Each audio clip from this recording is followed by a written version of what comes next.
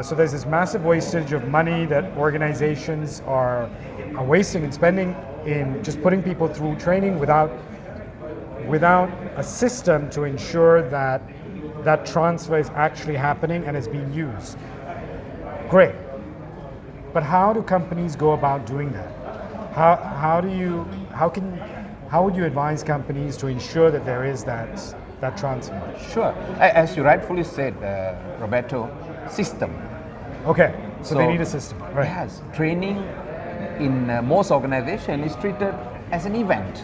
Yeah, So when we call it a system, and we often have to complete a certain amount of trainings for our KPIs or whatever it may be. Exactly. Right? Yeah. Okay. So Exactly. just treat it. Yeah. so if you call it a system, first of all, we need to ask the fundamental question: why training? Okay. Right? Assuming a guy is having a, let's call a simple business presentation skill. Okay. If a person is having a competency gap Yep. that he or she requires training to improve his or her business presentation, that is a need. All right. Clear. Then, Yeah. during the training, the trainer must be able to inspire the learner the benefit of applying the lesson learned. Got it. Okay. Then, the post training. Yeah. And this is where the system comes into play. Exactly. Okay. Meaning, when they go back, we should give them enough opportunity for them to apply. And during the process, like all of us know, we may have driving license. You remember the first time you're driving after you're getting your driving license? Yep. Yep. The authorities may say you are a certified driver or authorized driver or even competent driver, but you and I know the learning actually starts after we start driving. Correct. It's putting it into practice. Exactly. Right. As you said in your talk, knowledge is not knowing or Yeah, something. knowing is not knowledge. Right. Knowledge means change in behavior. Right. Okay. And in order for them to be competent, we need feedback, we need coaching, we need an environment that is conducive for the application of learning. But Got it. more importantly, not everything that we go and learn from a classroom is applicable in our workplace. So a learner need to adapt, adopt and contextualize the learning to add value to their organization. So from designing the training, conduct the training and post-training activities, it's like what you said, it's a system. Okay. We So- need to manage it. Absolutely. And I think most organizations and most, like any business leader that is investing money in training his team or his people would want this. So, I don't think you're going to get any resistance or arguments that none of this makes sense. But I guess the challenge is, at the end of the day, whose responsibility is this going to be? Who needs to be following up on this post-training, follow-up and ensuring that people are putting it in practice? Is it the trainee? Is it the HR person? Is it the line manager?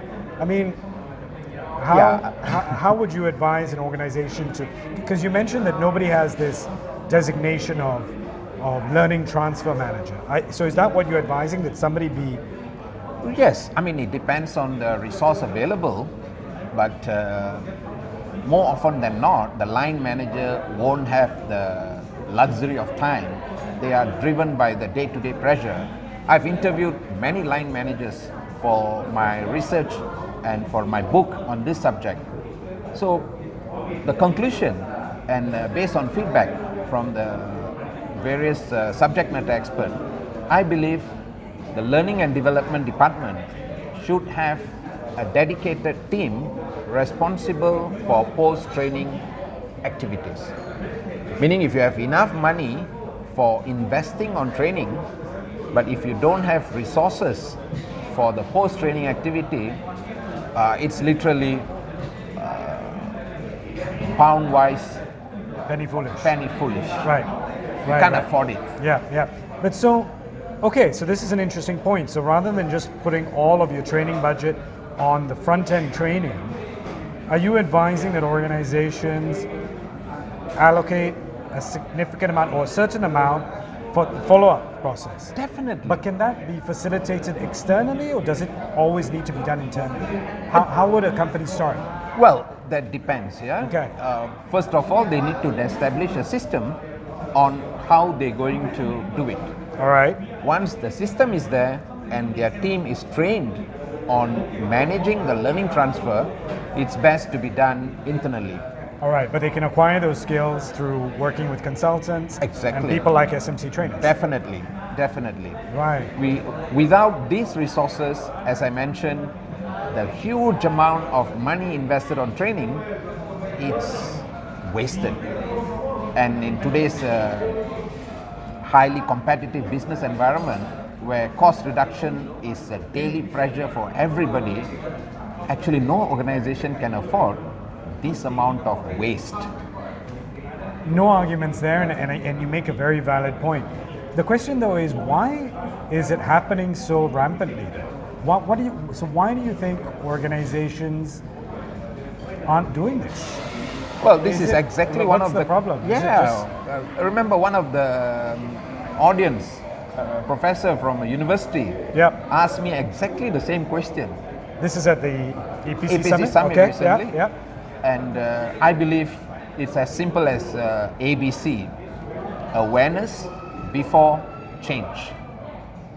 We need to create the awareness that learning transfer Yeah. is a serious business and we need to start looking at it. And if any organization think they don't have enough resources, I suggest they think again. Whether they should even do the training in the first place. Exactly.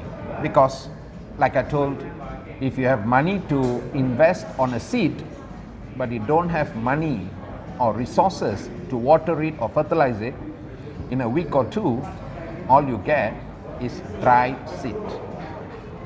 We can't afford that amount of wastages. Absolutely, absolutely.